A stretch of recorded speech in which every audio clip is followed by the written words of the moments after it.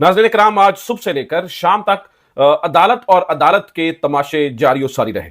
आपको यह मालूम है कि किस तरह से सुप्रीम कोर्ट के ऊपर कब्जा कर लिया गया है और आईनी और गैर आईनी बेंचेस के अंदर तकसीम करके अपने मनपसंद जजेस को बिठाकर अपने मनपसंद फैसले लेने की कोशिश की जा रही है।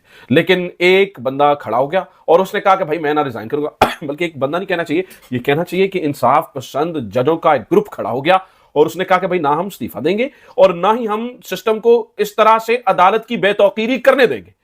आज नाज़रीन इकराम, सुबह से लेकर शाम की तमाम कार्रवाई को देखा जाए तो लगता यह है कि इस पूरी सिचुएशन के अंदर जितने ट्रैप सेट किए गए, जितने फंदे लगाए गए, जितनी चीजों से जो है ना वो इंसाफ पसंद जजों को फंसाने की कोशिश की गई, उन तमाम को शिकस्त हुई है और जस्टिस मंसूर अली शाह साहब जीत चुके हैं।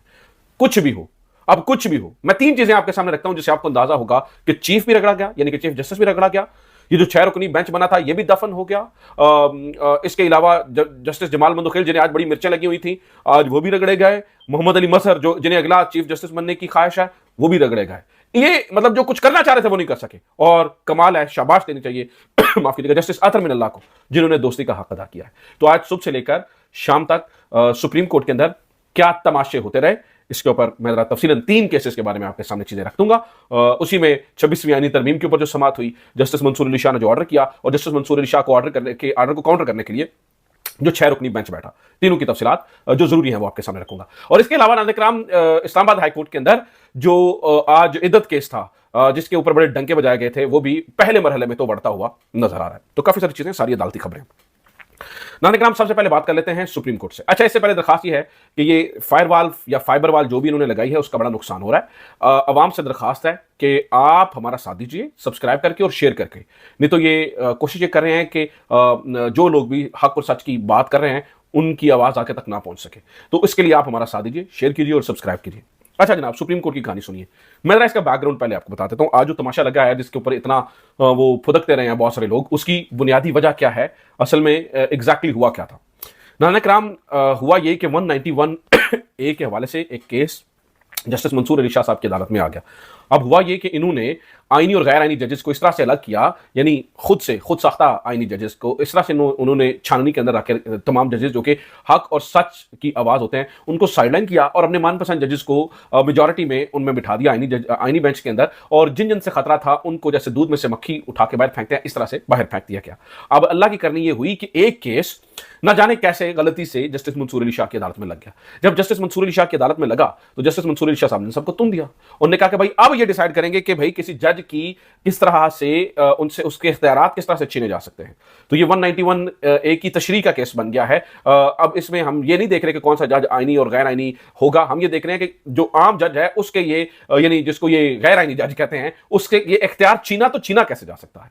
तो इसके ऊपर इन्होंने जस्टिस जो इरफान सादत खान है, जस्टिस मंसूर अली शाह साहब और जस्टिस आयशा मलिक साहब, इन्होंने समाअत का आगाज कर दिया।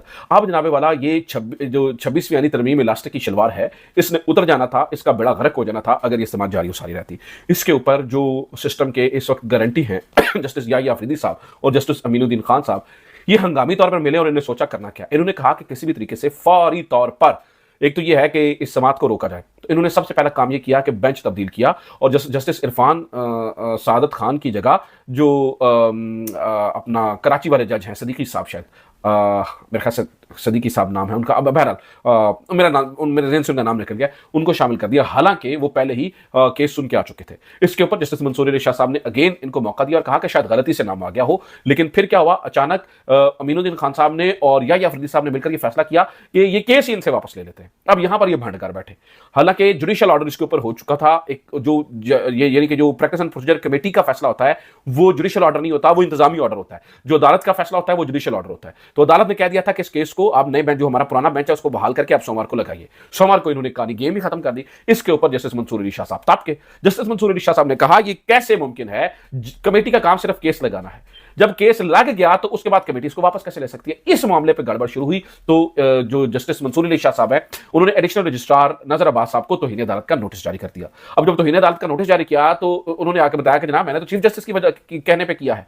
तो अब जस्टिस मंसूर अली शाह साहब ने कहा अगर ऐसा है तो जुडिशियल ऑर्डर के खिलाफ ये गए हैं 4 जज, जिनके अंदर justice Yahya Afridi, justice Aminuddin Khan, justice Jamal Khan Mandokhail और जस्टिस मोहम्मद अली मजहर हैं। क्योंकि जमाल खान और मोहम्मद अली मजहर ने जमाल खान मंदोहेल मोहम्मद मजहर और अमीरुद्दीन खान ने उधर दूसरी तरफ जाकर भी यही गेम की कि एक केस लगी हुई अदालत से उठाकर अपने पास सो कॉल्ड आईनी अदालत के अंदर लगा लिया। मंसूर अली शाह साहब का मानना यह था कि भजन ये कैसे मुमकिन है कि आप एक जज से लगा हुआ केस उठाकर ले जाएं, ये तो मुमकिन ही नहीं है। और उनका इरादा यह था कि ठीक है, फिर ये 26वीं तरमीम का तिया पांचा किया जाएगा, जो भी मामला है। अब इन्होंने ये ड्रामेबाजी की और केस को उठा के उधर ले गए।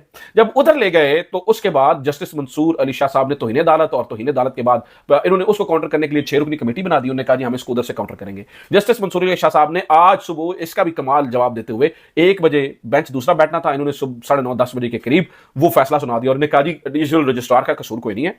जारी बात है उन्हें इंस्ट्रक्शन आई थी, लेकिन ये जो 4 जज हैं वो ऑब्वियसली तौहीन अदालत के मुर्तकिब नजर आ रहे हैं जिनका मैंने नाम लिया, लिहाजा इनके ऊपर क्या एक्शन होगा वो फुल कोर्ट को सुनना चाहिए, फुल कोर्ट को डिसाइड करना चाहिए कि इसके ऊपर क्या एक्शन हो। और फुल कोर्ट भी कमेटी फैसला नहीं करेगी कि फुल कोर्ट बनना या नहीं बनना, बल्कि फैसला करेंगे चीफ जस्टिस। अब जनाब वाला इस खबर ने आग लगा दी इन तमाम सो कॉल्ड आईनी जजेस को। अब जनाब 1 बजे के करीब ये सारे जज बैठे और इन्होंने जस्टिस 2 मिनट का केस, क्योंकि केस तो ऑलरेडी खत्म हो चुका था, केस तो सुना ही नहीं जा सकता था, लेकिन जस्टिस जमाल मंदोखेल ने और मोहम्मद अली मजहर ने पूरा उसको प्रेस कॉन्फ्रेंस में तब्दील किया, इतनी धमकियां लगाई और ये सारी चीजें की। और इन्होंने कहा जी आइन की खिलाफवर्जी हुई है। अगर आप हमें ये कहते हैं, मतलब जस्टिस मंसूर अली शाह साहब ने ये फैसला लिखा ना कि भाई आईनी ये जो इस बारे में जो केस सुना जा रहा है 191 वाला ये, और या 26वीं तरमीम वाला, ये तो कमेटी कैसे फैसला कर सकती है, क्योंकि ये तो कॉन्फ्लिक्ट ऑफ इंटरेस्ट है, जाती मफादात का टकराव है। और ये बात तो बड़ी दुरुस्त थी कॉन्फ्लिक्ट ऑफ इंटरेस्ट वाली। जमाल मंदोखेल साहब इस बात को दिल पे ले गए। उन्होंने कहा जी अगर हम मफाद वाले जजेस हैं तो जो जजेस इस बेंच में नहीं बैठ रहे हैं वो मुतासरीन में से हैं, तो फिर मुतासरीन और मफादात दोनों वाले जजेस में नहीं बैठ सकते हैं, तो फिर हम क्या बांग्लादेश से लेकर आए जज जो आके इसमें बैठेंगे। और उन्होंने ये भी कहा कि ये जो आइन की खिलाफवर्जी है तो जो आइन तोड़ने की वाले की सजा क्या होती है, और उन्होंने अच्छा खासा जो है वो धमकाया शमकाया, यानी कि जस्टिस मंसूर अली शाह साहब पर आर्टिकल 6 लगाने की बात की जिसकी सजाए मौत होती है। नाम नहीं लिया लेकिन इशारतन उस तरफ बात की। लेकिन नाज़रीन किराम जस्टिस मंसूर अली शाह साहब इतना जबरदस्त खेल चुके थे, यहां पर एंट्री होती है जस्टिस अतर मिनल्लाह की, और वो ये कहते हैं कि मेरी बात सुनिए, देखिए अगर आप 6 जजों के खत पर खड़े हो गए होते तो ये सब कुछ ना होता जो आज हो रहा है, अगर आप उन 6 जजों के खत के ऊपर खड़े हो गए होते। उन्होंने कहा ये अदलिया की बदकिस्मती है जो कुछ अब इसके अंदर जो है वो होता हुआ नजर आ रहा है, क्योंकि 6 जजों वाले मामले के ऊपर अगर तो उनके कहने का मतलब था अगर उसके ऊपर कोई बात कर ली होती तो आज ये जो मुदाखलत के रास्ते खुल गए, ये जो इतनी मुदाखलत हो रही है ये ना होती, मामला आसान हो जाते, चीजें ठीक हो जाती, चीजें दुरुस्त हो जाती। लेकिन नाज़रीन किराम ये सब कुछ किया क्या, और उसका खमियाजा जो है वो आज ये भुगत रहे हैं। बहरहाल उन्होंने कहा जनाब जब केस ही नहीं है, जैसे जाहिद वहीद साहब बहुत बोले, उन्होंने कहा जनाब जब जो केस ही नहीं है उसके सामने आप बात ही क्या करनी। ये उस केस पे जस्टिस मंसूर शाह को टारगेट करना चाह रहे थे, जबकि जस्टिस जाहिद वहीद और जस्टिस अतर मिनल्लाह ने मंसूर शाह को इसमें रेस्क्यू कर लिया। उन्होंने कहा कि आपके सामने केस नहीं, आप इसके ऊपर मजीद मेरा नहीं ख्याल बात कर सकते हैं, लिहाजा उस केस को डिसमिस कर दिया गया। हालांकि इन्होंने जस्टिस मंसूर अली शाह साहब को टंगना था उसमें। अब इन्होंने एक गेम ये की इन्होंने कहा जी हम जी अलग वजूहात लिखेंगे, हम अलग वजूहात लिखेंगे कि इस केस को क्यों उस अलग वजूहात पे ये मंसूर अली शाह साहब को रगड़ने की बात कर रहे थे। इसके ऊपर अतर मिनल्लाह साहब ने कहा कि ये नहीं हो सकता है, ये नहीं हो सकता है, जब अलग वजूहात लिखने की जरूरत ही नहीं है। तो उस फैसले से उन्होंने इख्तलाफ किया। कुल मिलाकर देखा जाए तो अतर मिनल्लाह साहब और शाहिद वहीद साहब इन्होंने जस्टिस मंसूर अली शाह साहब के साथ खड़े होकर इस बात की निशानदही कर दी है कि जनाब आइन वाले जज आज भी खड़े हैं, और ऐसी सुबह की पूरी दुनिया के सामने, पूरी अदलिया की कम्युनिटी के सामने सब नंगे। जस्टिस मंसूर अली शाह, मैं ये कहता हूं ये जीत है जस्टिस मंसूर की, उन्होंने सबको नंगा कर दिया, सब के सब नंगे हो गए, सारे रगड़े गए। 6 रुकनी बेंच हो या मंदोखेल साहब हो या मोहम्मद अली मजहर साहब हो, अमीरुद्दीन खान साहब हो या यहया अफरीदी साहब हो, उन्होंने तुन के रख दिए।